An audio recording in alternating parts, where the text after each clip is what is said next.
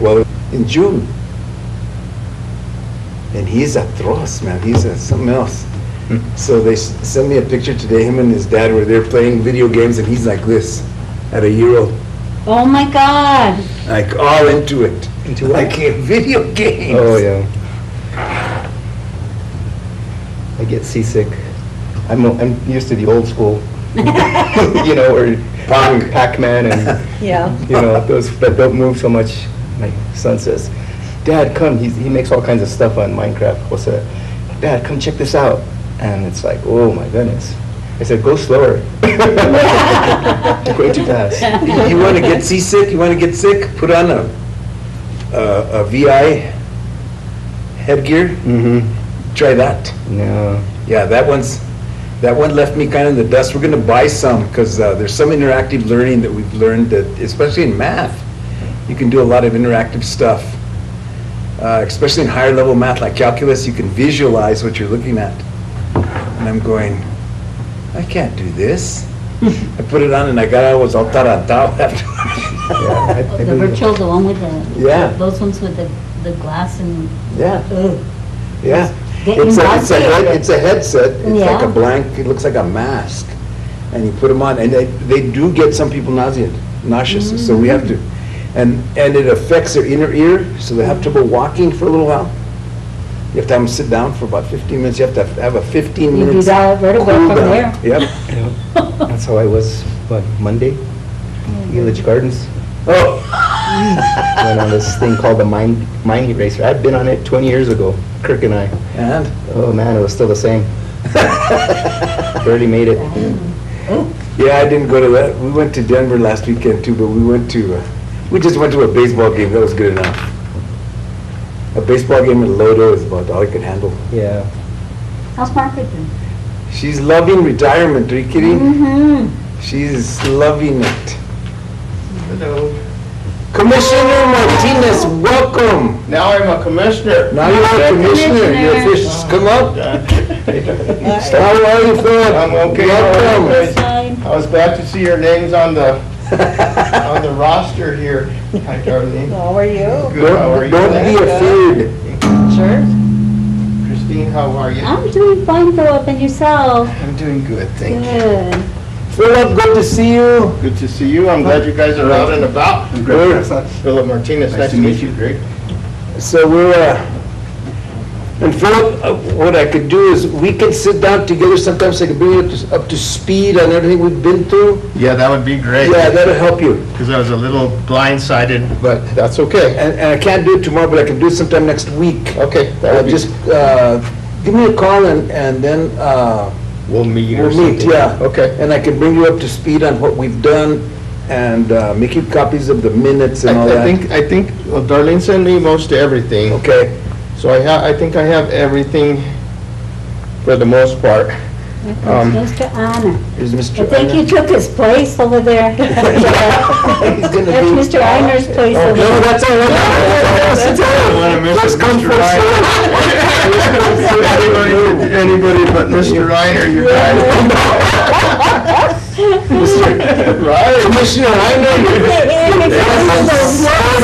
was commissioner. So that's Commissioner Reiner's seat, because I gotta let Lee have a seat. You know how And then we're back to creatures you. of habit? We all sit in the same place, we always. Right. Mr. We're Reiner, creatures of habit. I think I've met you before, but my name's Philip Martinez. How are you? Philip, very good. Good. Pleasure Nice to meet you. Nice to meet you. So Philip was just appointed by the mayor and confirmed by the council. So I saw Darlene's email. now we have a full commission. Really? And we're on.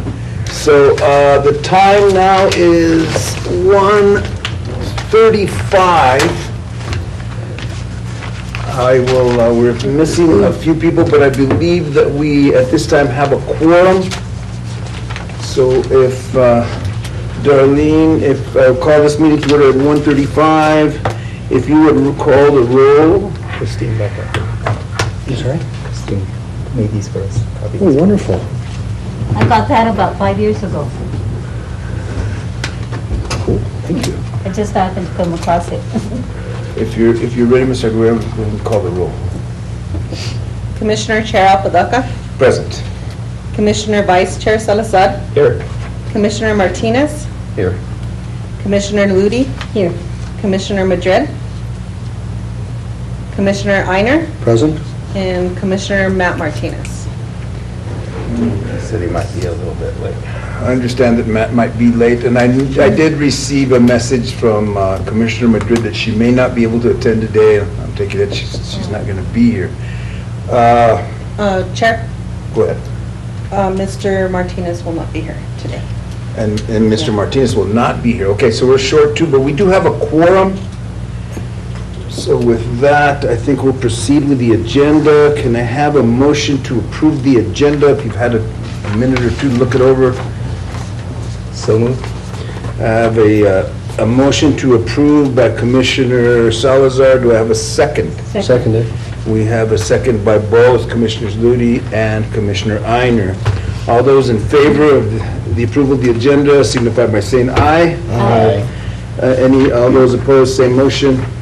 The ayes have it. Right now, we have two sets of minutes that Darlene has prepared for us. And thank you again, Darlene, you've done a good job. Thank you. We have minutes of June 22nd, 2021, a special meeting. I'll let you review those for a minute or two, and then I'll entertain a motion to approve.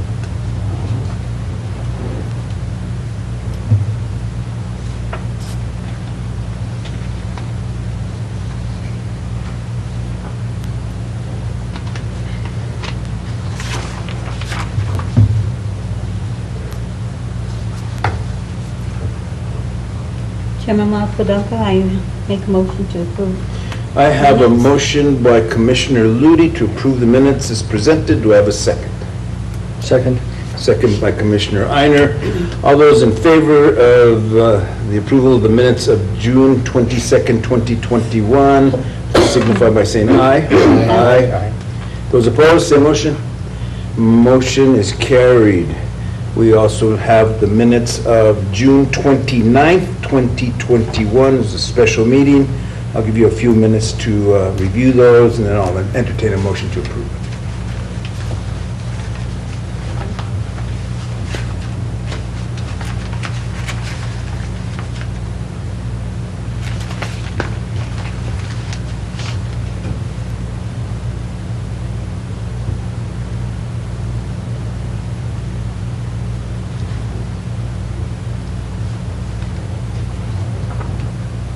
Call for a motion.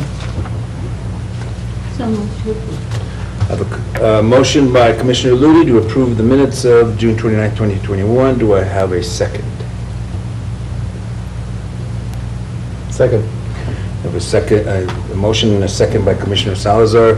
All those in favor of approving the minutes of June 29th, 2021, please signify by saying aye. Aye. Those opposed, same motion. The ayes have it. We'll move on to item number 5, public input. Mr. Arguello, I believe we do have a... We do have one today. This was submitted via email on July 1st, 2021, and I'll read it into the record. This is from Michael Martinez, and it reads, "This is a suggestion for the Charter Committee.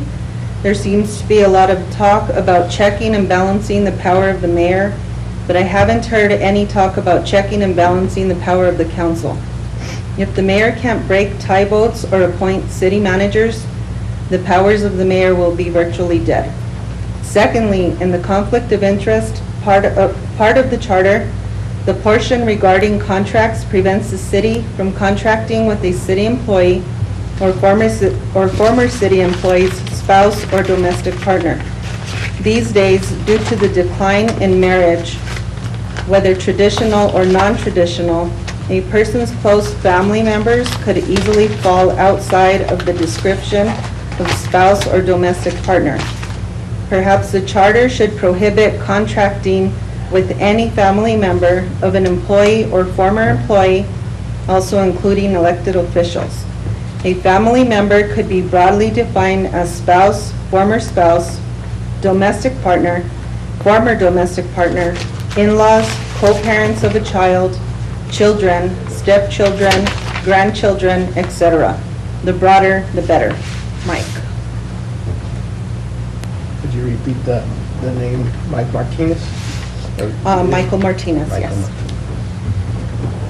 Thank you, darling. You're welcome. Thank you, Darlene. Well, certainly, if you could provide a copy of that email to the commission for our records, and then we can discuss it further we'll bring it up if it's brought up for further discussion along those lines, those points that he mentioned. Definitely. It's something that we have not broached before as far as the contractual portions of the charter, but we could certainly visit them. I'd like to recognize Councilor Romero for being with us this afternoon. Thank you, sir. Welcome. It's always good to have people in the audience. It keeps us on our best behavior.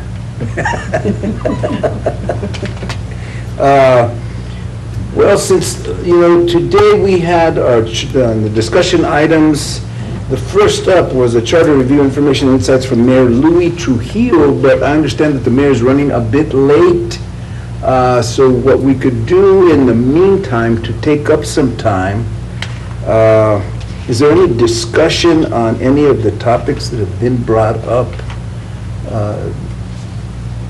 And this is informal discussion and with no action to be taken, of course, that from the previous special meetings that you may want to broach or have any questions on or anything. Perhaps you could give some information to our newest commissioner. Oh, yes, That would be great. and I'm remiss, and we do have a new commissioner. Good afternoon, my name is Philip Martinez. I think most of you know me. I'm the president of the Las Vegas San Miguel Chamber of Commerce Board. And I'm also a vice president at Rankin Construction here in Las Vegas. So I'm glad to be here with you folks. And it's certainly, we'd like to welcome you, I'd like to welcome you to the council, to the commission. We've been meeting, and as I had discussed it with you before, I'd like to set up a time with you to bring you up to speed on what we've done so that, to answer any questions and let you know Great. Where we are in the process. One thing that's concerning me about the process at this point is we're at the end of July. We have 1 month before we sunset. We have a lot of work to do.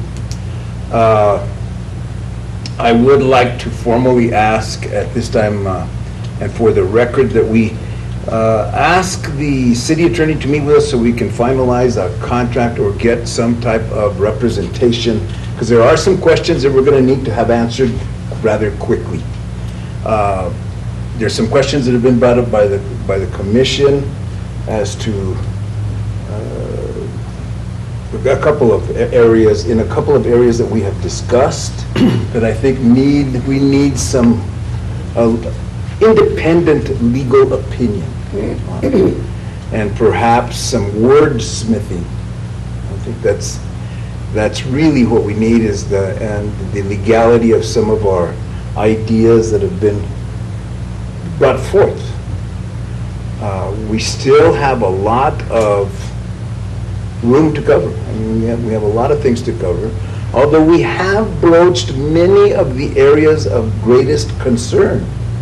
I think we're at a point now where we could move forward with some significant recommendations, but I want to make sure that we're within our legal boundaries and maybe get some insight as to how best to go about this, about these possible recommendations. And we've had a couple that we've had some interesting conversations and some interesting insights from the council. And I'm anxious to hear what the mayor has to say. We've had some wonderful insight from the city clerk, who is going to join us later on to follow up on her areas. I know she had a lot, and it seems like this charter really affects her office significantly. And any changes that we do here will be reflected in her office. Although there are significant changes that we might recommend as far as council and mayor, it's still up to the clerk in large part to enforce some of those. So I think that we need to really pay close attention to how best to assist her in performing her duties at the highest capacity and the highest level. Most of the public comment that I've received, I thought nobody watched these things, to tell you the truth, but when I got on, and I've been, people will catch me at the grocery store and say, hey, I watched that the other day, and wow, are you bored? But all kidding aside, there was some good insight that I received from quite a few people, and so we are under the in the light of day, acting in the best capacity I guess we can. But I'm a little worried about the time remaining. So we may have to have a few meetings this month. We'll try to schedule them. I know that the Commissioner Einer just started a new position. I know that new Commissioner Martinez is busy all the time. Commissioner Ludi, being retired, has all the time. No, is very busy also. And in fact, I was just going to ask, on August the 5th, I have a conflict. We have a hearing at the school, so Perhaps same time. Perhaps we could So do maybe- something, facilitate that. Let's talk about that one. Mr. Chairman, I can try, I'm pretty flexible, so. Well, the problem that I'm having in my, as far as my time is concerned, is that we're starting a new semester up at the college. We've got a lot of, I've got a lot, personal irons in the fire with a lot of grants that are high level and very short deadline grants, significant grants that will affect the area. So I want to make sure that those things go through, because there's a lot of money at stake that would directly impact this area. So I need to make sure that we pay close attention there. And the biggest troubling thing is we have the deadline of the end of August, September 1st. So there's two things we could do. We could meet again in our August meeting. We'll talk about that with Commissioner Ludi, and perhaps come up with a calendar.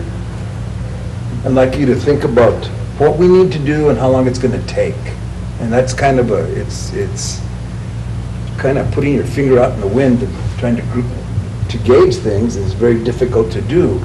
But with all due respect and consideration of our individual agendas and life, we're going to have to do something to speed this up some way and complete this as best we can. I don't want to leave this half done, but at the same time, as I mentioned before, we have some significant changes that are already there that would significantly impact. And perhaps we can, one of the areas that I think that we should also stress to the council is that the commission should meet as required by the charter every 5 years. You know, a 10-year period since the last one that we're doing, I think is insufficient. It leaves too much to do in a short period of time and places an extraordinary burden on the commission. So I think that we're going to chastise the council and mayor and say, don't do this again. It has to be an ongoing thing. And I would even recommend a 3-year period. Much like, if I could use Luna Community College in New Mexico Highlands and higher education as an example, when we develop a strategic plan on how we're going to proceed, they're 3-year periods. With the pace of today's society and the pace of information that we get, it may be advantageous to meet in a 3-year cycle and look and see where we are and reflect on that. It would mean a lot less work. I don't think 5 years can do it. I really think that these things should be visited, because things change quickly nowadays. Overnight, you have something new. And it may be of importance and may be advantageous to look at that cycle. Because a 10-year period is leaving us with a huge burden in a short amount of time. Perhaps if we could suggest that as a change to the charter, that might be something advantageous to the community as a whole, is to revisit this every year, 3 years. Set some goals, just like we do in higher ed, strategic goals that you want to meet, and then revisit them, do how we do. What did we make, what didn't we, how can we make it better, and what can we do to catch up? And that way, that 3-year period may be more advantageous. It's something for thought. I don't know what else to do because, again, 10 years, there's a lot to cover. We went through a lot of changes in this community. And it wasn't a good thing. Right. So I think that if we do that, it may be something, that's just food for thought. I just thought I'd throw that out there because I started contemplating this timeline that we're under and the amount of work, which was really exacerbated by the 10-year period since the last visit on this. And if I can say, Mr. Chair, Generally. I know that our work is done once we make the changes, and like you said, it won't come back till another 3 to 5 years, whatever. But we also talked about a ethics committee, and maybe at that point, we should not be just, at this point, finished with whatever is asked of us, but to keep an eye out that the charter is continue being that commission to make sure that the city is following the charter and that we don't continue, even though we have the oversight, but us as commissioners continue to make sure that we're still looking at it instead of waiting 3 years, 5 years to say, well, we're back where we started. And that maybe we should continue, whether it be this commission or another one, continue to review that the charter is being adhered to.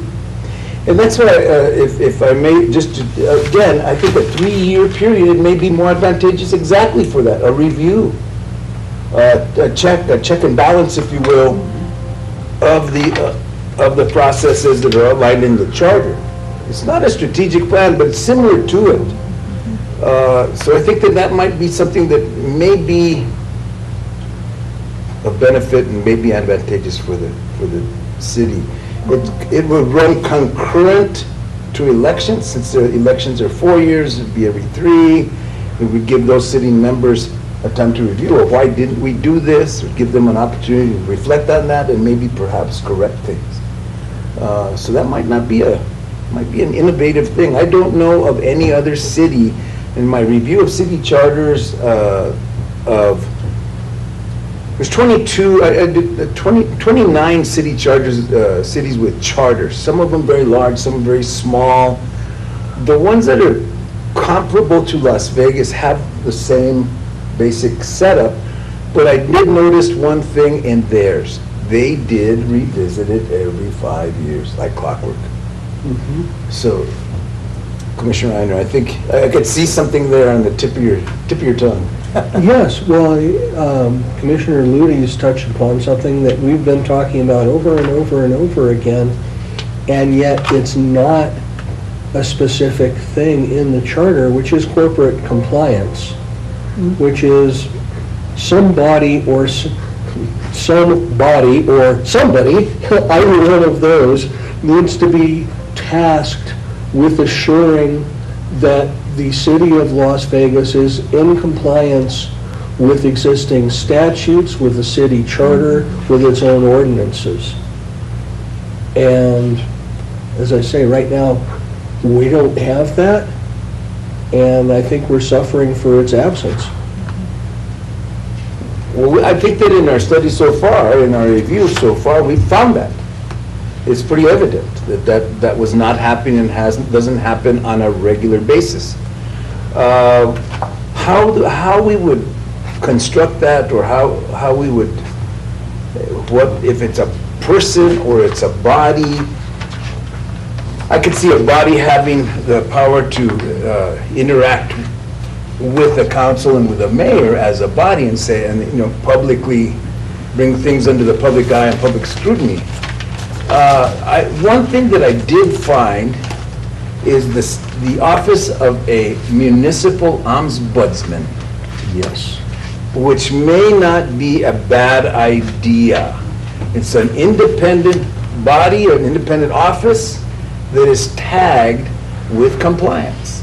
And not only that, they act as an independent hearing officer for personnel matters in the city. They serve a bunch of different hats. But the main task is to assure compliance, corporate compliance. And a municipal, the office of I know there's 2 cities that have one. Albuquerque does not. Las Cruces does. And the city of Roswell does. And the municipal ombudsman keeps everybody in line. The city of Detroit does, and indeed, when I lived there, I availed myself in the matter of police corruption. And it was highly effective. You know, those are the types of mechanisms that we should look at. Something innovative, something that hasn't been tried, that may be, who's watching the watchers?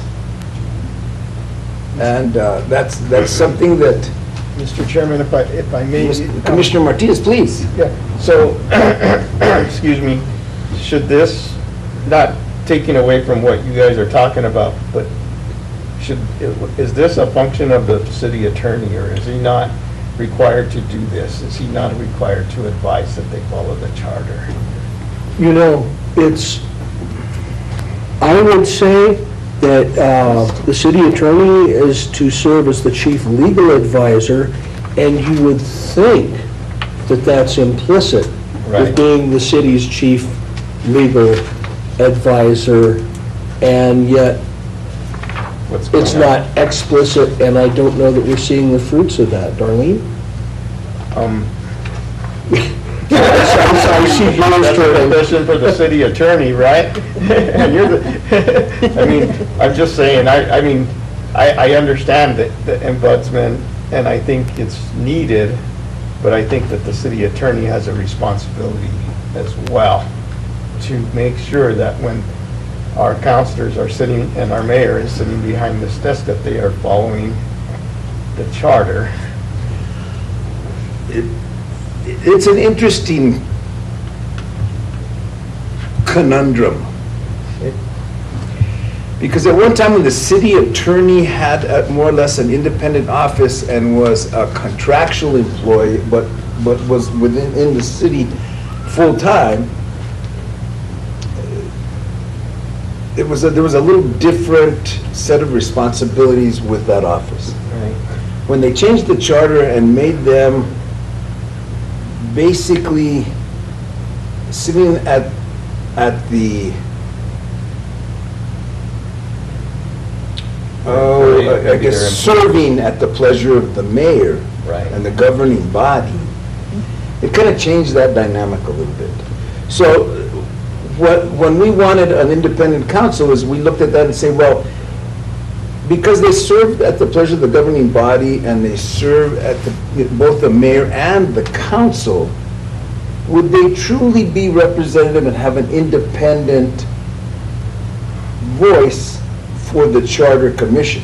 And that's why we decided to ask for independent counsel that doesn't have a dog in the fight, if you would. Right, Right. yeah. So that's where it gets complex. So an ombudsman would be something like that.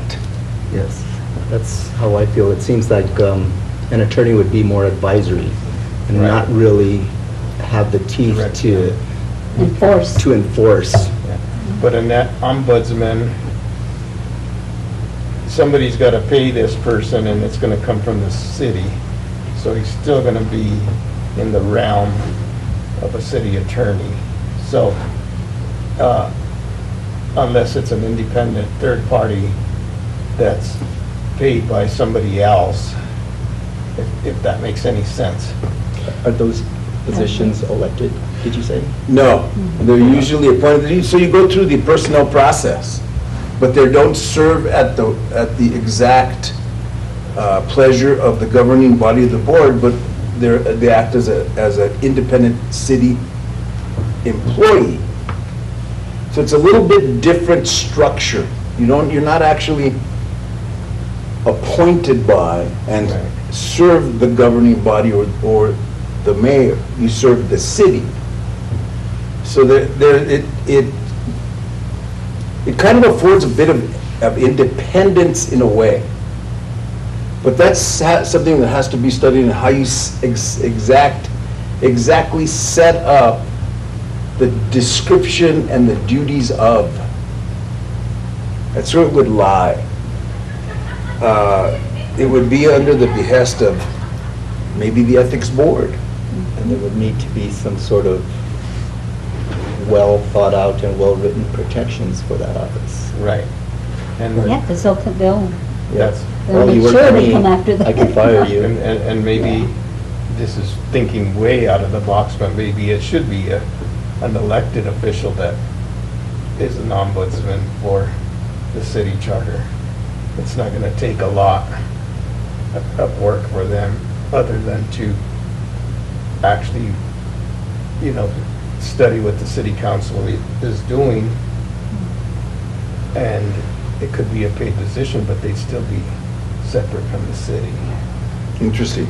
Like from an outside source. Councilor Romero, I can see you wanting to interject a No, comment. this is just great discussion here, and I mean, you guys just brought up something that I think is very important, and thinking along the lines of what you guys are doing, it's a great idea. You have to have that independence, that independent person. I'm just gonna throw this out there since you guys are saying this, is maybe putting it in the charter that us that have been, I mean, I've been at the schools, you guys have been involved in politics, Luna and through the county and stuff, and maybe this is just an idea where a leader from the schools would be selecting this individual, this ombudsman. So you would have somebody from, west, from east, a leader, whether it's the superintendent or whoever it is, somebody that's maybe not political but has an interest in the city.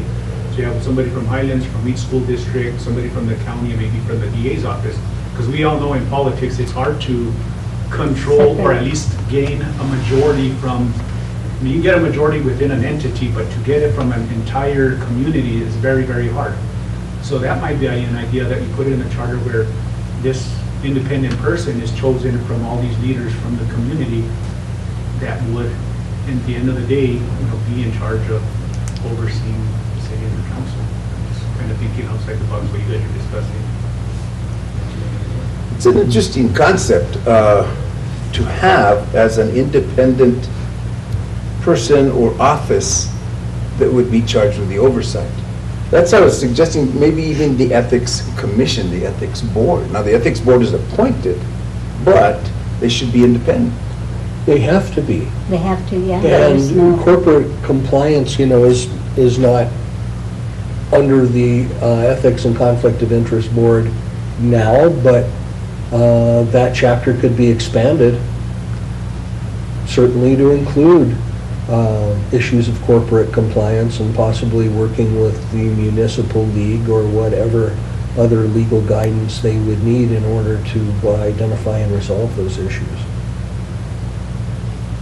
Maybe even, if I can say, maybe even the suggestion that David gave of those entities, maybe they should be the ethics, instead of trying to create something above that, so that it's not an expense to the city or having to pick that specific individual. Whether it could be, like he said, the superintendents, the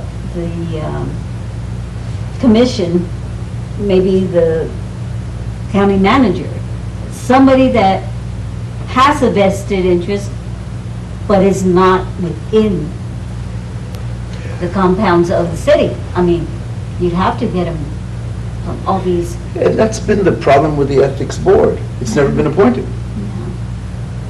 So we don't even know if they would work or And not. perhaps getting an appointment, mandating an appointment in the charter that it be done from an independent body like that, from independent entities throughout the community, would eliminate a couple things. It would eliminate some of the the internal politics and pitting mayor against council or that type of thing, and have the ethics commission being made up of independent entities, representatives of independent entities that are existing within the community. Yeah. Mr. Chair, Commissioner, the Ethics Commission has from time to time been appointed, and when I was with the city, I was serving in a secretarial role with an actual ethics commission. The underlying problem being that they had nothing actually to enforce, because the ethics ordinance with penalties attached that's required by the charter was never enacted. And so they had no no basis for reviewing complaints and no actions to take. I wonder if paneling an ethics commission of that nature and passing the buck to them to come up with the penalties and compliance. I apologize. Hello, Mayor. Hello. Good afternoon. Thank you, Mayor. Thank you, Mayor, for coming today. You're welcome. You gave us time to get into a lively conversation. Sorry about that. No problem. When Joint Commission calls, they're like the higher learning commission for you guys. Yes, You drop everything. of course. Jaco, Yes. Yes, I'm familiar. So, yes. No, that's perfectly understandable. I'm sorry. Well, welcome, Mayor. We really thank you for appearing before the commission today, and Sure. what we've asked of the city councilors, of the city clerk, who have come before us to give us their opinions. We'll ask you the same thing and open it up this way. You've been a mayor now for long enough to get your feet wet, I guess, somewhat up to your knees.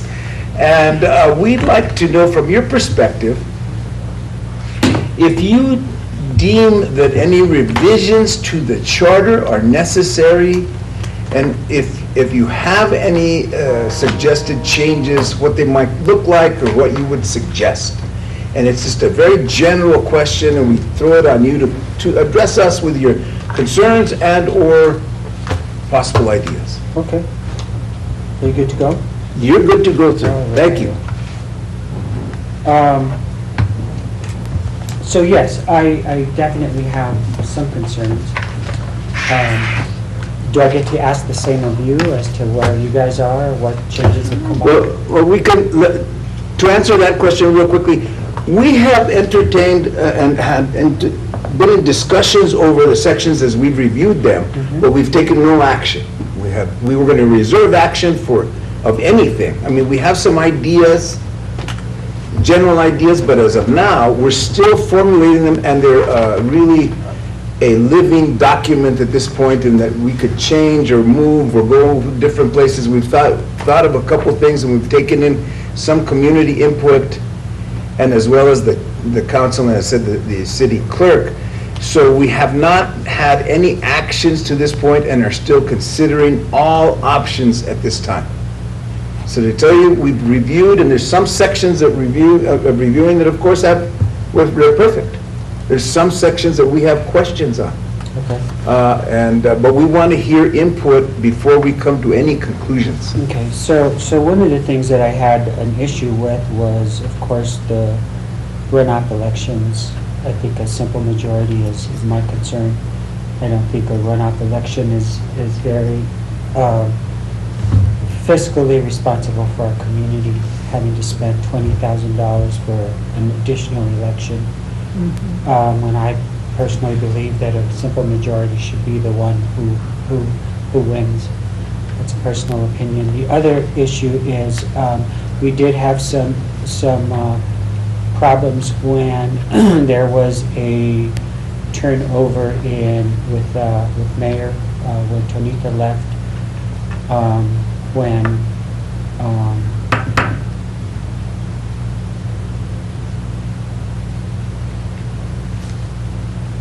forget his name. Vince. Vince Howell? Vince took over, and then he got sick, and then there was a time where I was already elected, but I hadn't been sworn in. And I think the dates of when we are able to swear in a mayor, we have to look at, because we had to wait all the way until April 1st. So the election happened March 3rd. I couldn't get sworn in until April 1st for some reason. Had to do with the state secretaries of office, or I don't know what. So there was a time where Vince took ill and wasn't able to fulfill his responsibility because of his illness. I had been elected, but there was nobody really running the ship except Anne-Marie. So Anne-Marie was the mayor, the HR director, the business person, she was the dog catcher, she was everything. And so she was running the whole show at the time. And so I feel like there needs to be some kind of information, or some kind of that would ensure a smooth transition during those times. Do you The other thing that Do you recall if it was a certification from the Secretary of State that got held up, or what was, because that's It didn't get held usually... up. It's just that they told us that's when it happens. I don't know if that's an option that our local governments can say, we don't want that option, we need this option. I don't know if it was just the fact that, how we fell into that, but I'm not sure. Chairman, could it be an exception? Maybe, at that point, put in an exception when things like that happen, that they get appointed right away rather than waiting 30 days down, because this was an unfortunate thing that happened. Yeah. It's not like if it's something that happens all the time. Yeah. But for those emergency type situations, I think it would be great to go to either the Secretary of State or even the government to ask for that exception. Sure. It could be something in that. But I think manner. within the home rule Yeah, they statute, have that the you right. have the authority You have to the do that authority. to a point, so we could change that date. And I know that there's some municipalities familiar with at least 2 or 3 that it's immediate the next day Yeah. after the election. Yeah. And that they assume the power and responsibility, because there's no smooth transition when you have to wait a month. And I don't know if it had to do with, okay, now it's coming back. To me, I think it had to do with the fact that the election happened, and then they had to Do the runoff. no, in my position, in my case, they had to do when they verify and... The canvas. Oh, the canvas, The yeah. canvas, and then they have to send the results to the Secretary of State, and then the Secretary of State has to do their thing. By the time it came back to us, it wasn't until April 1st, but there could be an exception, I don't know. But that was one of the reasons. The other issue I have, and maybe we could look at that, but I don't know how closely the commission has actually evaluated whether the fact that if one council person per ward is sufficient. I served when there were 8. I felt like when there were 8, it was just as efficient. We were sold the fact that because there were 8, it was chaotic and that there was a lot of fighting. As you can see in the last, 5 years, it doesn't lessen the amount of fighting if there's 4 people or 2 people, 1 people or 9 people. I think that the infighting will always be there, regardless of the number of representation. I was always against minimizing the number of representation as I am today. And that's why I'm a big proponent of looking at census information and making sure that we're properly represented with our delegates in Washington and at the state level, because I don't think in this day and age it's wise to decrease your representation. And at the time, I didn't feel that either. I think it was a move that several people brought to the community. I don't think it was very well explained to the constituents, and if it had been, I don't think they would have voted for it. I think this was a very momentous type of, election or activism wasn't very appreciated on my behalf. I didn't appreciate the movement, and I stood up against it. I fought it, I lost. However, I think my seat was going to run up, but that caused me not to be able to run again for my seat. But in this day and age, I don't think it's very appropriate to minimize your representation, whether it's on city council, state representation, our Washington delegation. I think if anything these days, we need to look at increasing the representation and the number of representatives you have representing you. It's just like a school board. Why not minimize the school board to 2 people?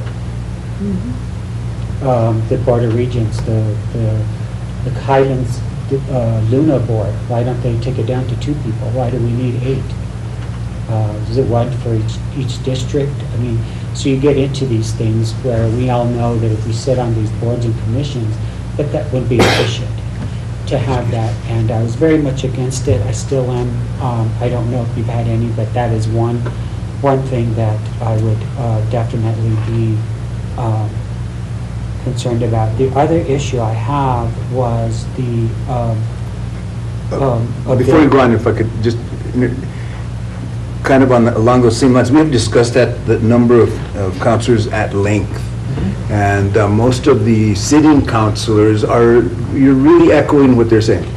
The community voices are also saying that. I think that from my perspective is the city lost a lot when they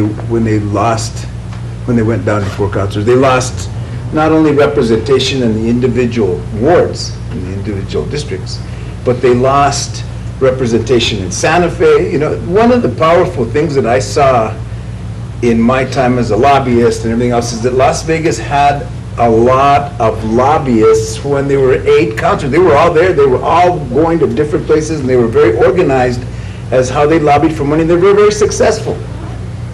Just that fact alone, that you lost half of your troops, if you would. And we've seen the effect in state funding. It's that in itself would cause you to think about the number of counselors. Yeah. But then, not only that, we've seen what the effects were, and your administration, I have to give you a lot of kudos, Mayor, that we haven't seen that infighting that they had in the last 2 administrations. That it was really the thing that we saw, and the things that have been pointed out to us is, if you have executive officers, mayors, that have another agenda, it was a simple thing to get 2 counselors to fight, cast a vote, and cast anything they wanted to go in their direction. So it really kind of moved that arrow, if you would, in one direction, and not to the best of the city.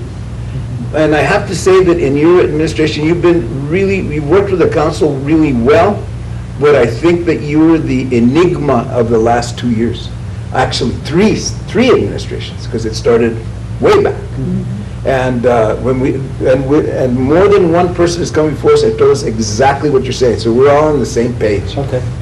I think the other issue is that I'm concerned about is preserving the rights of the mayor. So, as you know, any elected official, including the mayor, the governor, the president, anybody, they go in with they have the ability to select a cabinet. And I think the mayor should continue to be able to select certain positions that they're going to work closely with. I think that's very important.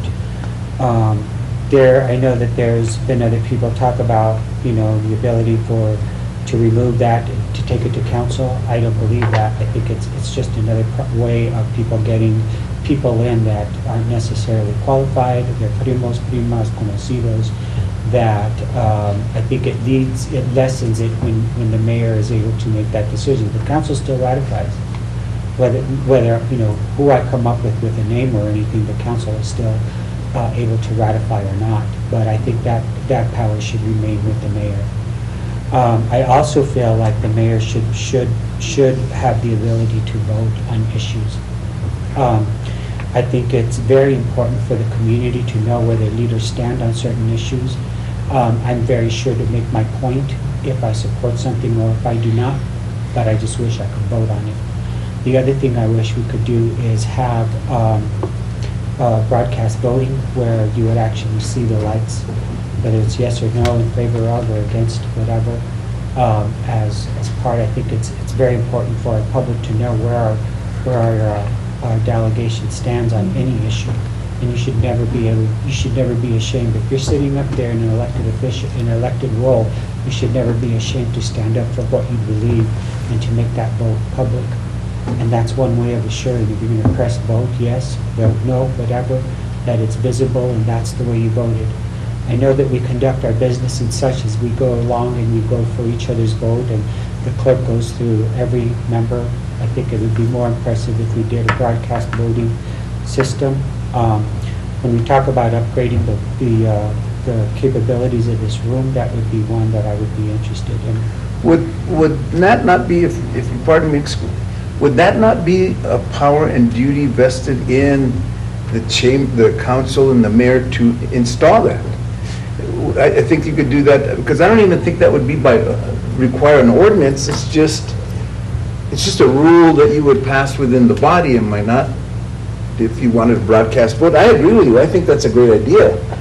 But I think that's something that should we have to spell that on a charter or should be enacted by the body? Yeah. And that's the question I have is that, should that appear in a charter as to require a broadcast vote? I don't know. That should be a rule that you should be able to come up with in the chamber. Yeah. Mr. Chair? Yes.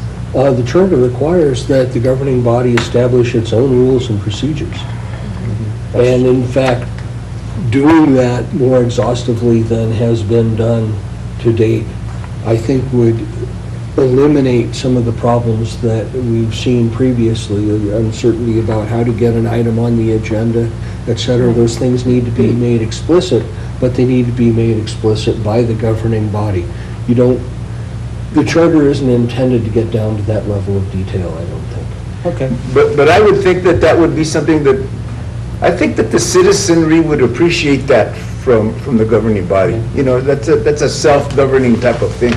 Yep. Yeah, that's more operational than Could I ask anything. one Chairman question? Commissioner Yes. Martinez. So the power to vote when it comes to the mayor, is it not a tiebreaker, or what gives the mayor a power to vote? Well, right now,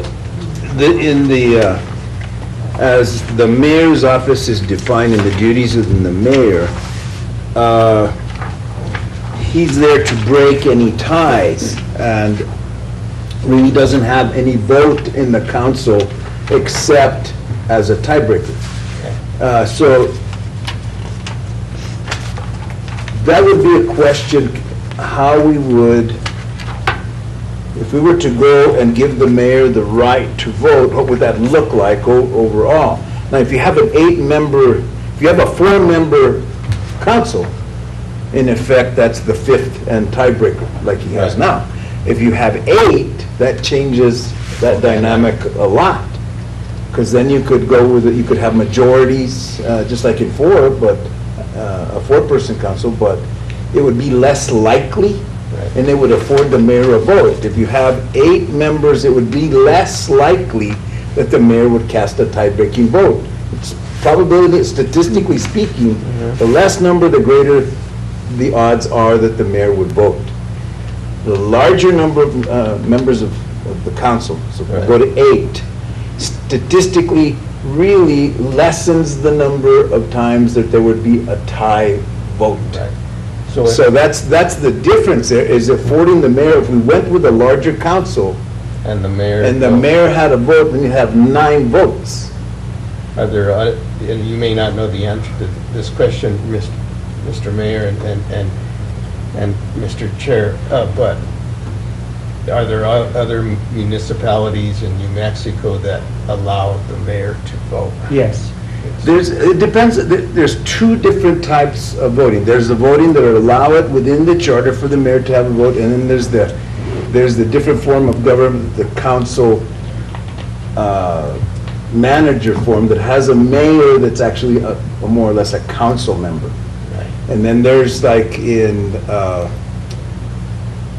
let's say for a T or C, for example, in Sierra County where it's a mayor commission, but the mayor is elected from the commission. Okay. Okay, so there's different things, but there are precedents where the mayor is allowed to vote. And in this case, say for example, we went back to 8, you had votes of 9. Right. Which would serve as a tiebreaker, wouldn't be anything different, but then the mayor would be allowed to vote on any particular issue and support issues more than they do now. Right. In this particular form of government that they have now, the mayor is allowed to give his opinion and advocate, but not vote. I'd like to take it back to, going back to the recall election type of Yes. thing, the simple majority.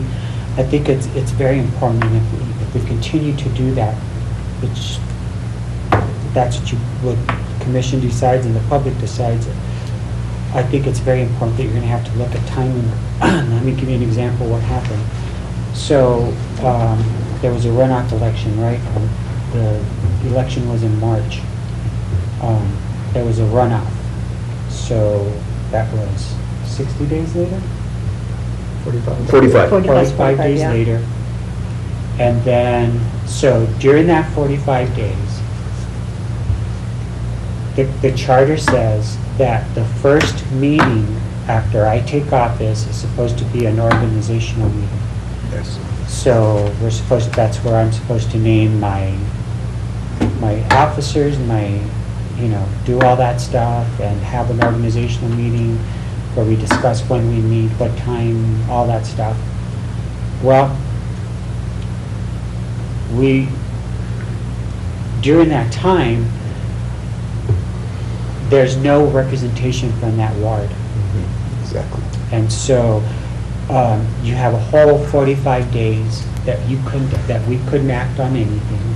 I felt, why am I going to appoint A, B, and C if this person isn't able to be, or this group of people aren't able to be represented? So we waited a whole lot. So there's the timing aspect in this charter that says your first meeting shall. And that's okay if all of us are elected at the same time. But if we have to wait 45 minutes, it's quite concerning. Well, what concerned us at that time that you were waiting 45 is that the organization meant the committee memberships and everything else, so that by that time, the person that came on board didn't have any. Right. So you've missed out on representation, you've missed out on voting privileges and rights, and you really kind of disenfranchised a certain segment of people for 45 days. And by that time, you could play hell on one council, on one ward, on one council district. So it's not, and we've discussed that at length about what are the chances of really changing the outcome of an election and a runoff. We do have one city councilor that benefited from a runoff. But it was basically the same number of votes that were cast. So we're going to have a difference in the number of votes in a ward. With the last runoff, we saw no significant differences in the number of votes that were cast. Not only that, there were fewer votes cast. Right. And so the person won with fewer votes, then resigns, then we have to wait to reappoint someone within that, and then they didn't like my first candidate, so they wanted another candidate, so we went with another candidate.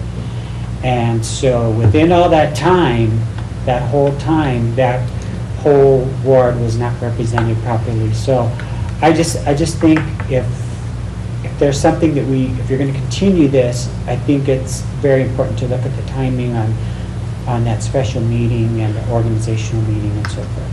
Well, there's two things that we discussed, and we'll let you in on it. It was, one, if we continue that, perhaps changing the majority, changing the numbers to cause a runoff, lessen that amount so that really you lessen the chances of having a runoff. Two is just eliminating it. I mean, with the size of this community and the size of the wards, we really have to say, and I'd say that one counselor that benefited from runoff was an aberrant election. That was like, that'll never happen again. You know, or very, the chances of it happening are very small. But in your case, as you're describing that, you had 45 days before the election. After that, then you named somebody else. We had resigned, so there's another 2 weeks or so, because it was very close, I remember. And then you came with another name, and they rejected that. So I added more time. You had to come up with more time. So it was far longer than 45 days. I mean, you have almost a 3-month period, a quarter of a year, with no representation. I mean, that's disenfranchised. Really, in effect, you've disenfranchised 1/4 of the population of the community because somebody didn't win by 3 or 4 more votes to not cause a runoff. I mean, Yeah. that was ridiculous. So I think it's, I think it's very, I don't think it's very wise to have that system and you know, and again, it gives you the opportunity for someone to win with fewer votes than they got in the first election. To me, it's just whatever. The other thing is, and that was persistent because with my appointments, because at the time that Mr. Baca resigned, I insisted of having a woman on the council. And I wish our charter would say that two have to be women. Unfortunately, we can't go that far. I'm looking at Yeah, I mean, it definitely, women add a different dynamic to a political Totally agree. stage, and I was sort of insistent that I wanted to have a woman serve in that capacity after I had that opportunity to name somebody. But the other thing is I'm concerned about is vetting candidates. So I want to make sure that the candidates know that you know, you can't have a felony. You know, and that you're not, you know, it's happened before in this community where we elect people that have felonies and later on it's determined, oops, well, why did you even run? Now we have to remove you. So the vetting of candidates is important to me. I also believe that you should have to disclose your conflict of interests prior to running for an office. I think people should know where the conflicts might lie if I vote for this person. You know, who are they married to, who are they associated with, what business interests they have, what those types of things, what kind of business do they have, what side hustle do they have that might benefit this person. I think it's really important that people disclose their conflicts prior, when they establish their candidacy. What? Give me 1 second, Abby. I think I had my finger up. Along those lines, that's very interesting. I think the conflicts of interest is certainly something that should be looked at. But when you say conflict of interest, are we talking, what type of conflict? Is it financial conflict, or can we specify the types of conflict? Absolutely, absolutely, and some of these places do have a very defined, Yes. you know, what a conflict is. It could be legal.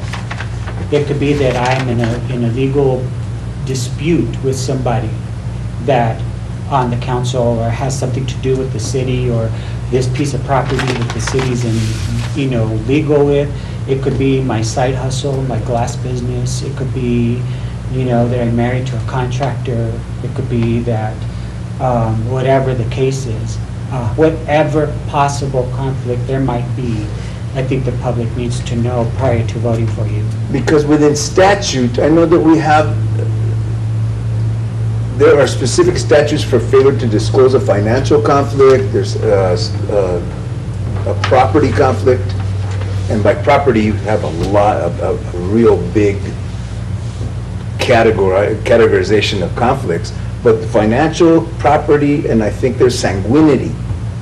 So you have to, not that sanguinity would be a conflict unless you're hiring, Right. but knowing Las Vegas the way it is, we've had some that have been, those kind of conflicts have been raised, and they've persisted.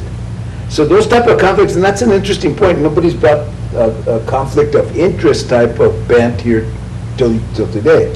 And I kind of like that. I think it's important for people to know, that, I'm Louis Trujillo, and these are my possible conflicts within the city. I own a house. Commissioner Ludi was next. If we can go back to the mayor, I'll add to that. With me sitting on the school board, we have that. When the president has, when we're all in agreement, but the president has the ability to turn around and say, for the record, I want it known that I vote against or for. Not that he's making the decision of whatever the rest of the board made, but at least their point of view is noted, and it's in our minutes, it's in everything. Love it. Love it. Just to say, you know what? I want it on record that I would go for or against, which makes it easy, because then we know exactly where that person's feelings are on an item. Yep. Right? I think Also, it's important that they do. yes, and we do. He'll say, you know what, I'm against this, and I want it for the record, this is the reason why, or I'm for it, and this is the reason why. Also, now that you're talking about the conflict of interest, we have to disclose a conflict of interest. We have a legal document that states that we have to list if we have potential. It doesn't say, well, you're going to be held against it because you didn't list it on this, but it does give you a disclosure to say, you know what, to the best of my knowledge, this is who I have a conflict with, this is who I've done business with, this has nothing to do. And we have that form, and we have to sign it, Yeah. and maybe, I don't know if the city has, We do. We They do. they do? We Okay. do, but You want it more specific, for during candidacy. yeah. Right. Well, not only that, you know that we had a conflict of issues that you talked about that we had to remove from the board and that. And that's up to the city clerk, or it's up to the county clerk to make sure, and they're not doing that. Well, I don't know about the city, but I know that didn't happen with us when they got it, because you have to sign saying, I agree that I am eligible to run, and I have no felonies, I have this, so even at that wasn't noted Yeah. at the time, but, Commissioner Ine. Yes. So we actually have a door open for this. Section 903, political activity, subsection E, the governing body shall adopt an ordinance providing for implementation and enforcement of this section. And I don't believe that ordinance has been passed yet, or drafted, let alone enacted. If that's, I guess what I was going to say is that I don't think there's any reason that ordinance, which is required by the charter anyway, could not include a stipulation that candidates running for office would disclose potential conflicts of interest prior to running or as part of submitting their official paperwork. I know that there is an ordinance that pertains to conflict of interest, but I don't know how specific it is, but I'm talking about during candidacy. I'm in agreement, and I'm saying that the ordinance that's required by the charter could encompass that. well, in section B of section 901, conflicts of interest and ethics, The disclosure and voting, in addition to any other applicable provisions of law, the provisions of this section shall govern disclosure and voting by the mayor and city councilors as follows. Could we not include in that a simple other section to include candidates for office should have prior disclosure? I think that that's an easy fix there within the charter itself and not wait for action by council of an ordinance. Because right now the bar for elections within the state, and I know with even taking Luna for example, the bar is very low as being 18 years of age and a qualified elector. Now that broad definition of qualified elector means that you have to have no felonies and be able to vote. But it's called into question now with the power of the governor to basically pardon felons. You have a felony on record with a gubernatorial pardon, it's still going to be an effort. You'll still have to disclose the prior felony and the pardon to be qualified. If you don't disclose it, you're not qualified, even if you have a gubernatorial pardon. So there's that effort of disclosure, and I think it's in the definition of disclosures and the qualified elector portion is more definition with the qualified elector. Because I remember that debacle that we went through at the school board when you elected a person, they sat there, and then it came out later that they were not qualified. Right. Well, that's something that, knowing Las Vegas that we all do, that could possibly happen again. Well, So- That's when you I think it's become that person. that's why I brought this up. I think those candidates should be vetted. Let me just tell you this, it's the waste of time, it's a waste of the electorate's time, it's a waste of the governing body time to have somebody elected and then after that say, oops, we found out you had a felony, so all this time is wasted, There's also a question of the fiscal responsibility, because you're going to have to remove, if they've received payment before you've discussed that, they're going to have to back pay it. Right. You're going to have the cost associated with that, Right. legal costs. I think that that would possibly be something we could do. Does it come in, here's a question for the commission, within the conflict of interest and ethics and defining that there, or does it come in as the qualifications for city council? qualifications. I think ethics is more, if I have a financial interest or if I have a deal that we've already talked about to buy my 700 acres of property to put a housing development, that I might sell to the city or somebody's already, asked me about that. Those are movidas. Those are things that I should disclose.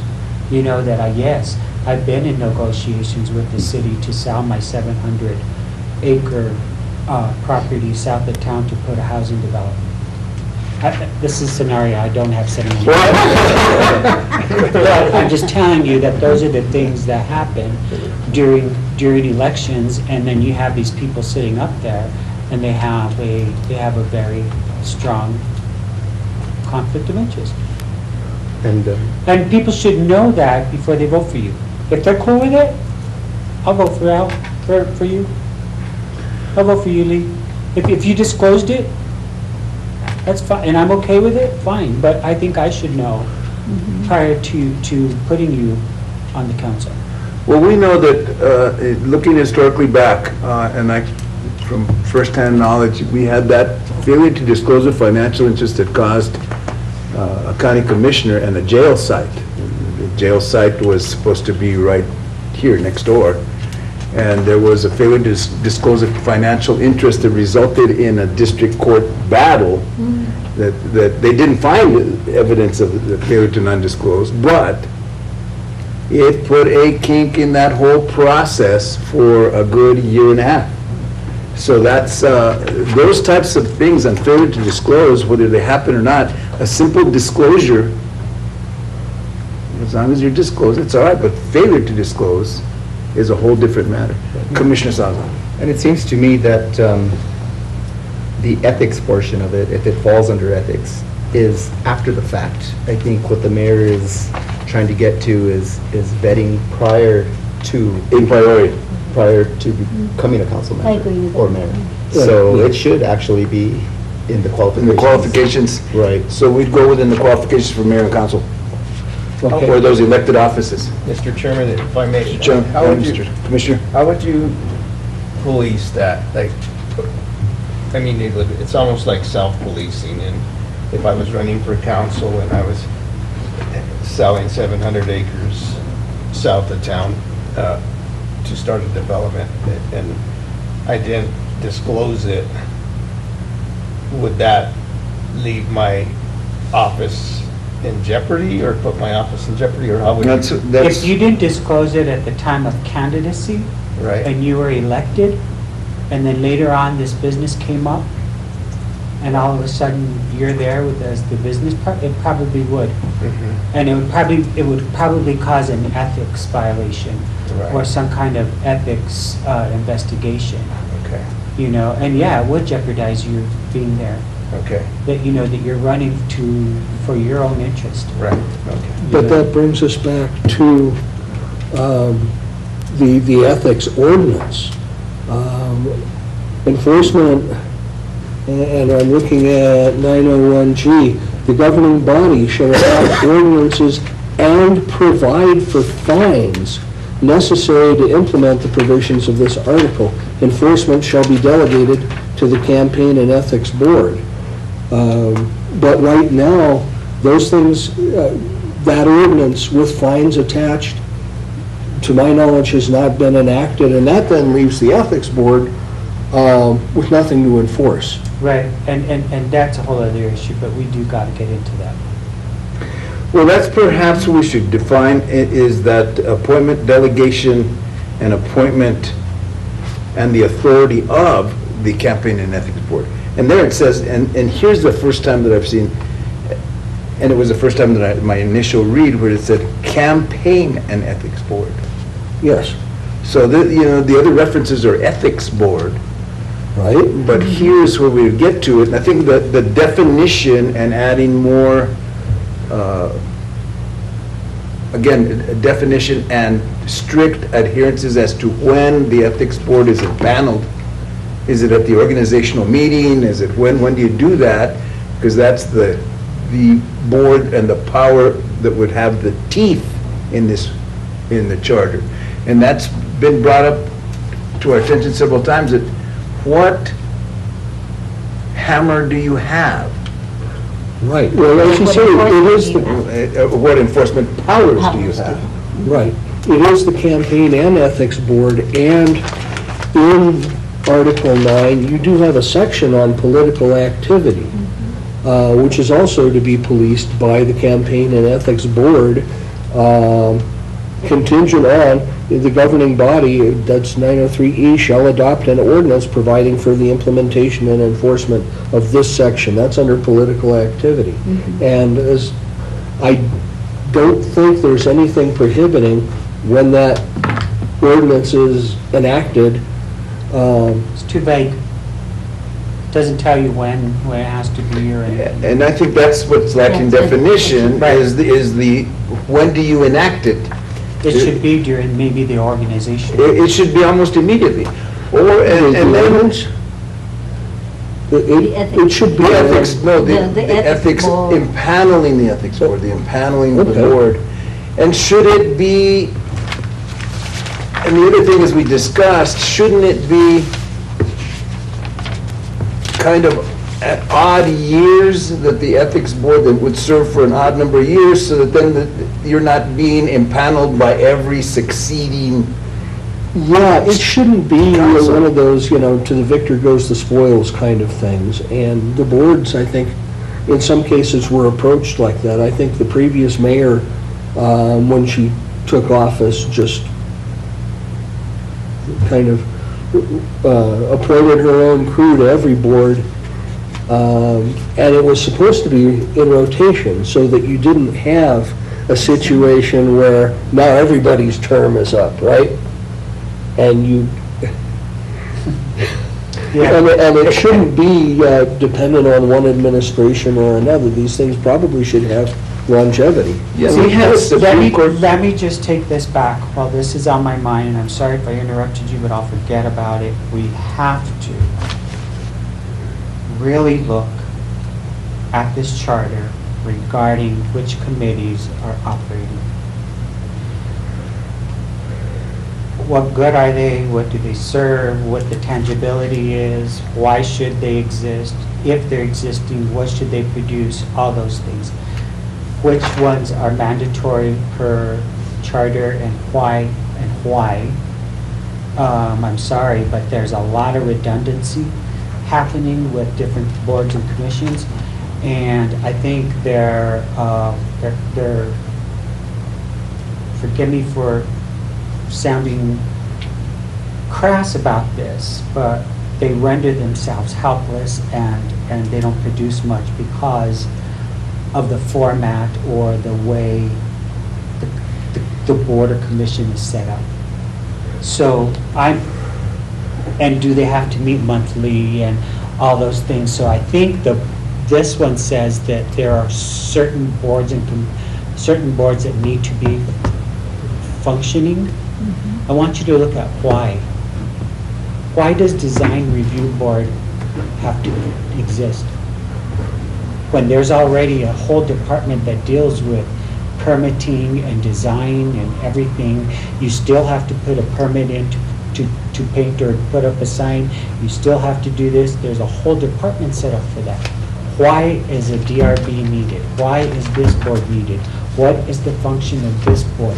If there are functioning departments already addressing the policy within the purview of these boards and commissions, why do these have to exist? So if you go back and you look at the boards that are absolutely per charter that you have to have, I think you should take a look at those and say why. Personally.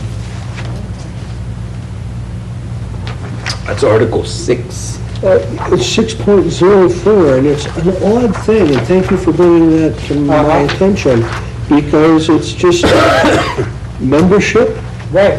It has to have 7 members, and powers and duties, the governing body shall establish by ordinance the powers and duties of the Design Review Board.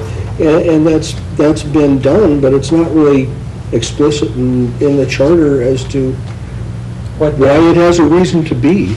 Exactly. The problem that I see in some, and especially in the Design Review Board, it's a good example, is that if they're a policy-making board, why do they need to have approval on almost every permit that goes out? That's my point. That's. We have a whole department. It's an incursion in the day-to-day activities of the department that should be handling that, and the Design Review Board should be a policy-making board, but there's no definition there.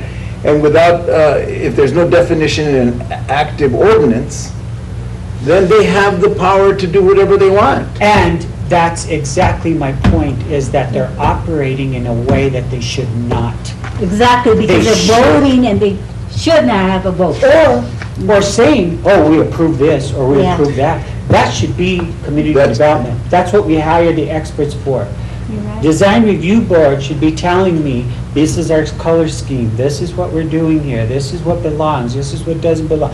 More of a policy and advisory. That's all they should be. They should not be able to approve somebody's sign or color of their building. And that's what's happened over the years, is that all this authority sort of has drifted into these committees. And now they're making decisions as, lodger's tax, for example. They're sitting on a huge fund,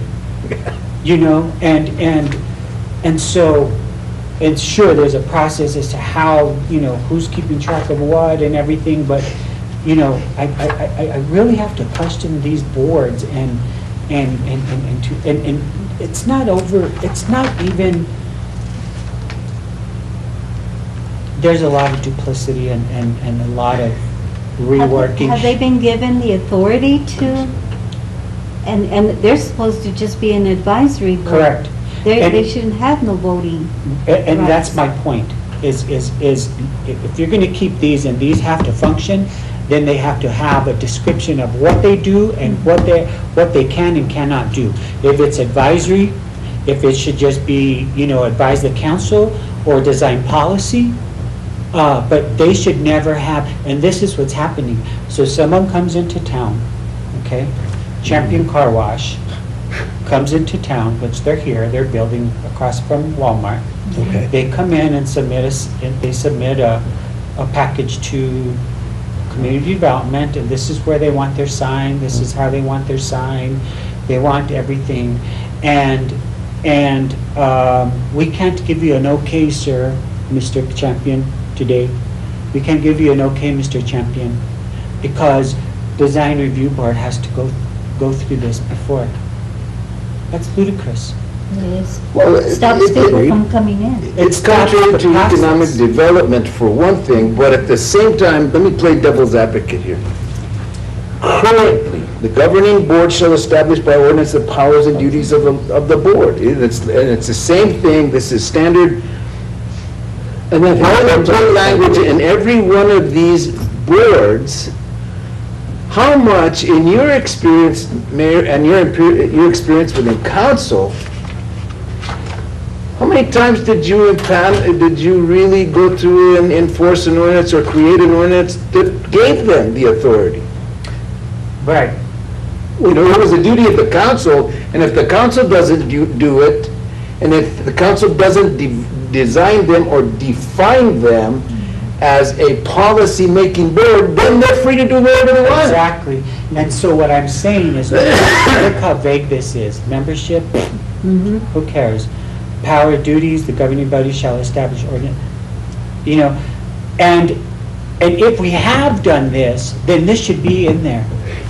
And in fact, there is an ordinance on the books that defines the powers and duties of the Design Review Board, but it's my understanding that they've been coloring way outside those lines. Exactly. So again, there's no enforcement. Well, enforcement in that particular case would be by council. You would think there would be the self-policing, that when you're on a board, for example, I'm on the Charter Commission, as you well know, so one of the things I interested myself in almost immediately was, what is my job? Tell me what to do. Yeah, Exactly. And you would think that would be a normal process. But there's issues there, and there's issues, I'm going to say it, when we have people who are storefront business owners who are sitting on the Design Review Board contemplating approving or denying Talk a about permit conflict. to somebody who's the restaurant 50 feet away, Competition. who's their competition. neighbor. Exactly, you have Or- big problems there. So I think that it lacks definition within the charter itself as to the specificity of and the simple language that they are a policy-making board. Or advisory. Or advisory, but that's the Police Advisory Commission is the only one that has advisory anywhere near the name. So look at the lodger's tax, for example. There's nothing there. Right. I think with the Lodgers Tax Board, isn't part of their duties and powers defined at the state level? I mean, I think that's one of those things that we actually had to have. They're sort of, yeah, they are. But what I'm saying is it should be listed in our charter. These are the things that your committee will do. This is what you can't do. Just like, Well, the ordinance and the charter should mirror each other. And by listening, it doesn't seem like that's. Well, if there's no ordinance that has been impaneled or. yeah, there is an ordinance. If there is, and it's weak, but it hasn't been followed, and there's no policing of the ordinance. Correct. By the council that really promulgated the rule, that should be the body to police, then you can do whatever you want. Yeah. Well, And it's obvious here because it's really led to a stagnation in economic development. I haven't seen anybody beating down our doors lately to build stuff here except a Starbucks and a car wash. And really, with what's happening in this community, I've seen where these boards have really stymied economic development and not assisted in it. And process, and it just adds another layer of bureaucracy to a poor business owner that wants to hang up their shingle next week. And- Sorry, we can't approve that because design review doesn't meet till October. It's kind of, I hate to laugh, but it's kind of ludicrous, and it flies in its face.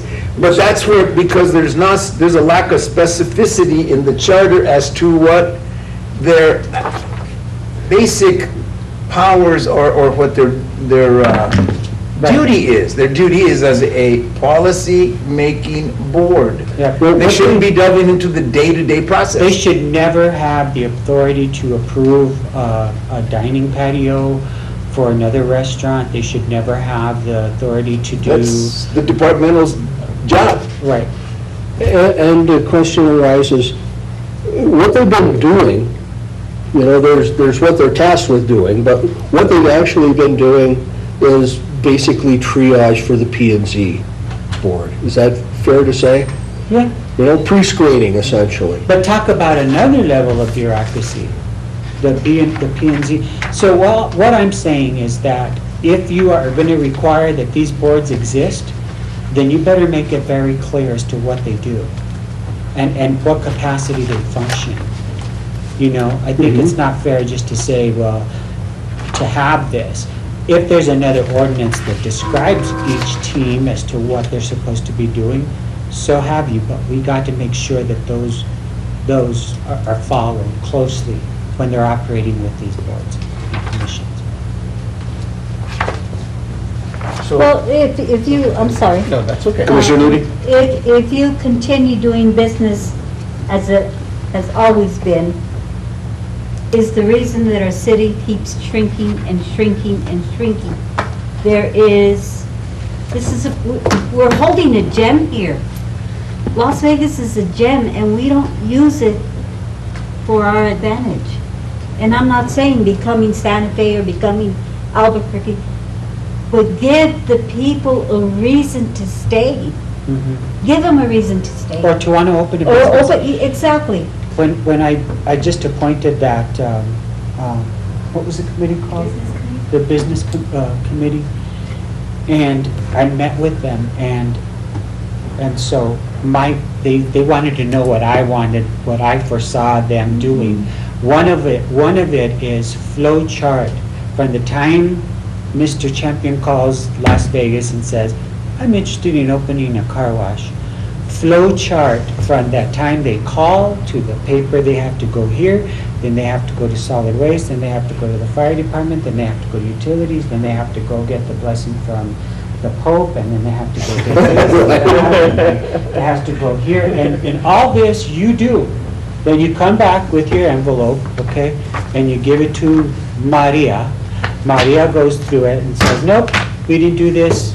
So then here's another month because you have to register with CID. CID only comes to Las Vegas every 3 months to approve the building spot. I mean, it's the biggest pile of bureaucracy I've ever seen.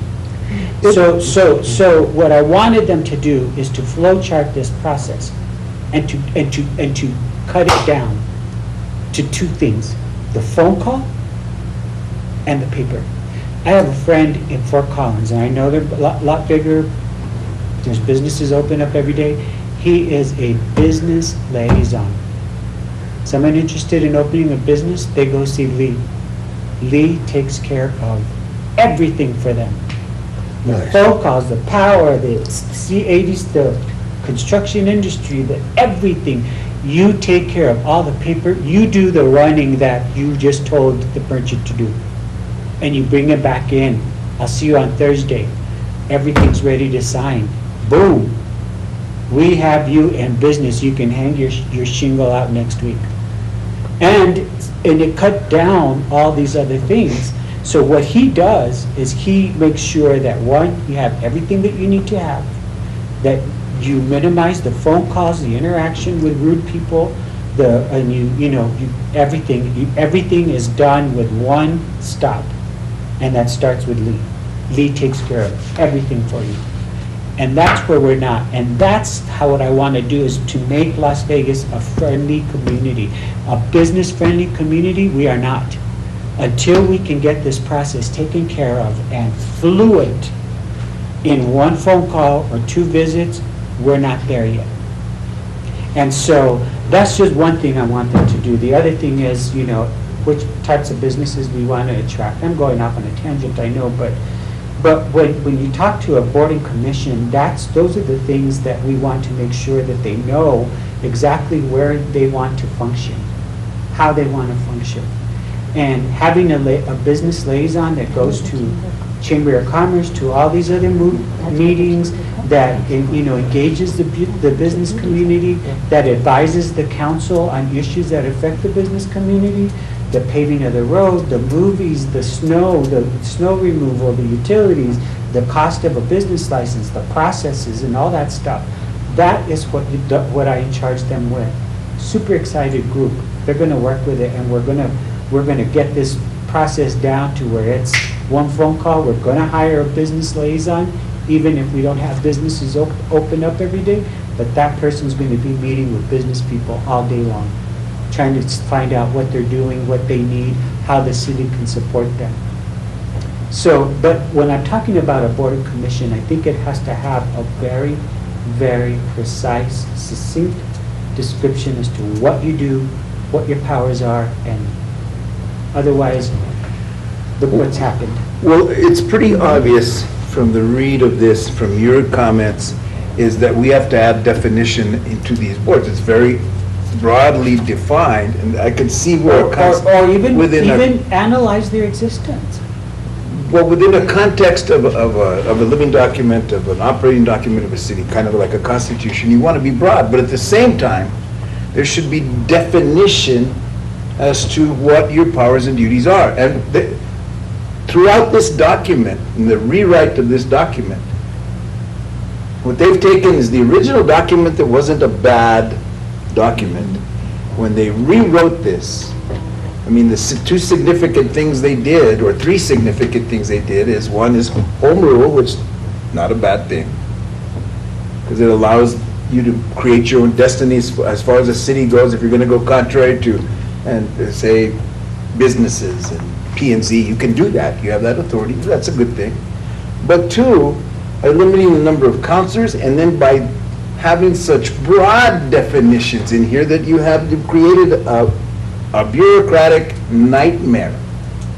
And that's what they've done from the original document to this. And I stated when we started, you know, in my conversation with Dr. Mauricio Vigil, who I think is the dean of government's study of government in the state, one of the scholars. He said all they had to do with the council is pass an ordinance. He said, but they allowed these people to come up and change the whole charter, which was a nightmare. And we see it. And again, it goes back to my earlier things, is not only did we have the nightmare of the new charter, and then 3 successive administrations where they kind of ran amok. And then the lack of review of the charter as prescribed in the charter. They didn't care. Okay, let's talk about that. So I think it should be incumbent upon every governing body to review the charter, and that should be in here. That every governing body should review this yearly, regardless. If there's no revisions, thank you very much. The charter passes, fine. If there is a change to the charter, then we convene a charter commission to make those changes. But the way they did this, they created it and they put it on a shelf, and it sat on a shelf and it got dust for 10 years because nobody picked it up. So I think it should be incumbent upon every governing body that this should be reviewed yearly. If there's no suggestions, no changes or whatever, that's how you make it a living, breathing document. Right now, it's not a living document. It's dead. It's dust. Nobody has picked this up in forever. I think this charter should say that every governing body should review the charter yearly for any revisions or recommendations. Recommendations will then go to a commission. Right before you entered the came in, we were in a discussion that, and I had stated that at a minimum, it should be at least a 3-year review. Because 5-year, we move too fast in this day and age of information, and we change too quickly. That's why. 5-year may not be, maybe too long. And 10-year, definitely, it left us as the sitting commission, since the change, we have a amount of work in a short amount of time that we may not be able to get through it all, and that's why I suggested maybe we should advocate that this should be at a minimum every 3 years, like a strategic plan.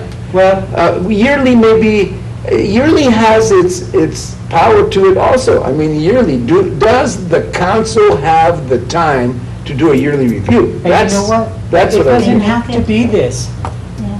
It could just be in one session, the council gets together, reads the charter, says, thank you, no amendments at this time. Or if there are, those recommendations go to a commission. These are the recommendations. Then when, at the time, I think 5 years or 10 years is way too long. If you need to, we have to wait to make changes to the charter because we can't do it for 10 more years down the road, that's bull. You should have it to where any charter changes can go onto, like, any of the New Mexico elections. If they're going to change the constitution, you can vote on at the next general election, and they change it. Would that annual review, could it include compliance? You bet. Could we, You bet. That we have to have an ethics board and commission thing here, I would have definitely jumped on that.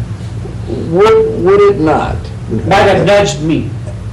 And then again, to play the devil's advocate, I like your idea of the council visiting the charter every year, because then you would have revisions and possible ordinances that could come from that body.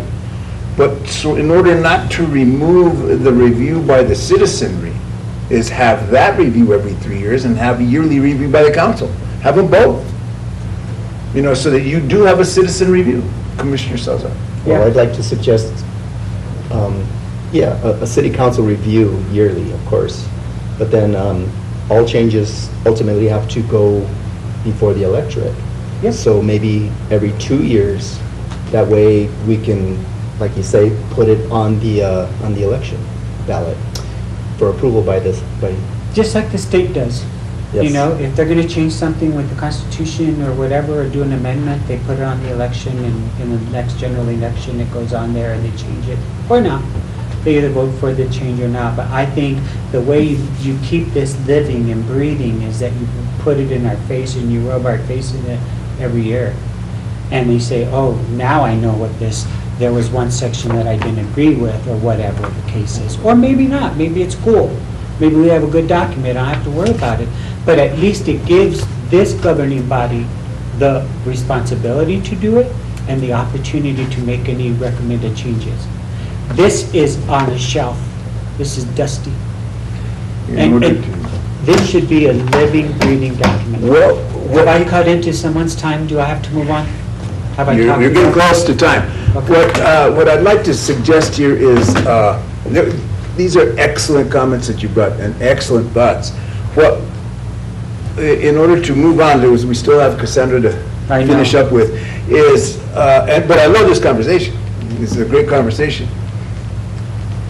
These are interesting thoughts, and I kind of like what you're advocating here for the council review of this. It would force them to look at that and then force them to either draft ordinance or promulgate ordinances that are going to fix these holes, because what you've given us as a commission, this is not a living, breathing document. It's a living document on life support, and we're doing CPR to it in a very short period of time. You've tasked us with a really lot to do in something that hasn't been visited in 10 years, with holes in it the size of the Holland Tunnel. That should have been fixed a long time ago. A long time ago. All those things that I talked to you about timing with the election and all that stuff, and when people take over and all that, the stuff that, you know, Cassandra has to worry about, the Secretary of State stuff and everything, it should be timed with this. And, Exactly. and we failed to do that, so this is a good opportunity. One last thing. I think that you need to look at compensation. We've talked about it. I'm not saying necessarily that the mayor and the council, I'm blessed to have a full-time job, and I'm blessed to have lots of things that I don't need a lot of extra money. Praise God for the blessings in my life. But I think it's really important. One is that maybe even, I don't know if you can consider a full-time position for the mayor. I think it's a full-time position. I'm blessed with a good job. I can't live on $600 a month and quit my other job to be mayor. But I actually think that the compensation is minimal at this point. And for as much work that it takes, and the commitments and the weekends and the meetings and the after hours and all that stuff, not saying I regret any of it, but I think fairly among people, and I've always been fair with people when it comes to compensation. I think compensation is very important, and it's a respect aspect. When you hire an employee, you hire them and you give them the best wage that you can for the job that they do. And I think it's just out of respect that compensation should be looked at. With that, you bring up an interesting point. Quickly, I want to get your thought. The original question that forced the rewrite and the revision and the recall of the charter by the original fathers of this particular charter was that there was a question of compensation before the city council to move them to the same compensation That's a county. as the county commission. And that's what caused this whole rewrite. That, and then they took advantage and said, well, let's do home rule and all this other, they threw a lot of other stuff on top of it. But really, that was the major question that came here. In your application, in your advocacy for a new, or us to look at compensation, we've visited that. We've thrown that about. What do you think would be fair and would pass the electorate? Because that's going to be a question that if we go for compensation, they're going to say, oh, here they go again, they're wanting to raise their salaries, and I don't make that much, and then, the typical NVIDIA thing in Las Vegas. What do you think would be a fair wage? I don't know, but I know that this is extremely low. It is. Compared to other cities, yeah. The fact that a mayor can't survive on, $600 a month that the job pays, I think it's sort of embarrassing. It is. I agree with that. And when I talk to other people from other communities, they're like, what do you mean you have a full-time job? And I'm like, I have to. I have to. I think it's. I don't know how in this day and age you're ever gonna pass it through an electorate, because this is not a time where people are very generous and they're very critical of elected officials, regardless of what position you're in. The last presidency has opened up the ability for people to sound off against people and disrespect people and not respect the people who are elected. That is a nationwide, and it has affected our milieu here in our community, the way people see elected officials, because of what has happened in our last, years of our federal presidency. I don't know if you'll ever get it passed through our residents, but I think it needs to be said that it is very minimal. I think that it's said that I think it needs to be. I can't tell you what, and I'm not here to advocate for a raise. In my particular case, if you know what I'm saying, I'm not here begging you to give me a raise. I'm here to say that I think it's just fair that compensation be looked at for the future. Well, I'm not doing it for me. You get criticized because you have a full-time job, and I'm not saying Yeah. you Oh, I particularly, I'm do. saying in I general. do. People will get criticized because they have the full-time job, they're not spending enough time doing the business of the city. Then you'll say, well, compensate, and you're gonna get criticized, so you're actually damned if you do and damned if you don't. And Well, you could be like us. We used to get $95 per diem, $95 for hours and hours, and now the law only went to school board members, that it be brought down to $45 unless you're in a meeting for more than 4 hours. Then you get your $95. Other than that, $45, really? I mean, $45 for as much as I spend doing school business, I do it because I love it, not because Right. I'm after that Exactly. $45. Yeah, and that's what, you of know. course, obviously, that's where I'm at today. You know, but it doesn't matter. Yeah. You're going to be criticized whether you do or you don't. Yeah, and I really think that, you know, for sure, and then you're criticized if you go to San Diego to the bilingual conference. Or Exactly. You're criticized because, you know, I want to go to the NALEO conference and in Washington DC, or, you know, to network with. We'll go together. people. Yeah, and so. Split a room. Yeah. I don't know, but I think it's important that you look at the compensation portion of this and whether you're going to require it to be a full-time job for the mayor. I think that's the only way that it will pass, Yeah. is if it becomes a full-time position. The only way that Yeah. if people are even going to give it any type of consideration. But if you're Commissioner. conscientious, it should be a full-time position. I think, you know, there's a cognitive disconnect. You know, if I say dollar store pregnancy test, nobody wants it. Why would you want a $10,000 councilman handling a $60 million budget? It's a good analogy, yeah. Well, we have, and with all due respect, we do have a time constraint here, but we have visited that. We see the discrepancy.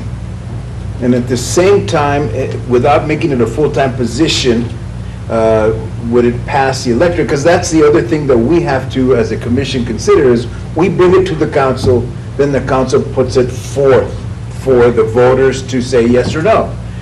And we do have a certain duty and obligation to put something forth that we think is going to pass the electorate. Otherwise, we've wasted our time. So we have to frame this in very certain terms, especially that. And that's one that we kind of looked at. We've looked at, well, how do we compensate? If that was the question that led to us, all of this to begin with, how do we do it and how do we frame it so that it meets, it'll meet and be vetted positively by the electorate. The electorate is fickle. And let me just tell you how this is sold. Okay, I'm ready for your salesman. No, and this is honest to goodness, you know. If you have a high-functioning mayor and council, and they kick ass, and they're doing things, and moving, and shaking, and everything, and then you go and say, hey, they deserve a raise, they're gonna get a raise. If they're a bunch of misfits, and fighting, and barking, and biting, and doing absolutely nothing, zero. You're not gonna get passed no matter what you do. So it really has a lot to do with timing, and it has a lot to do with the dynamic, you know, the dynamics of the governing body, you know.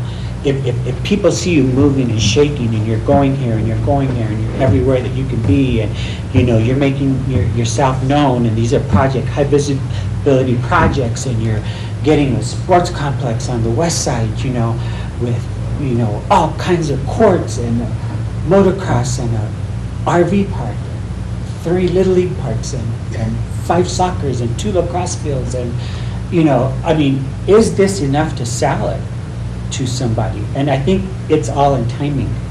If we're doing nothing, if we're fighting, and we're doing nothing, and nothing's coming from this, and we're just sitting there nodding, and making each other feel good up there, they're gonna get 0.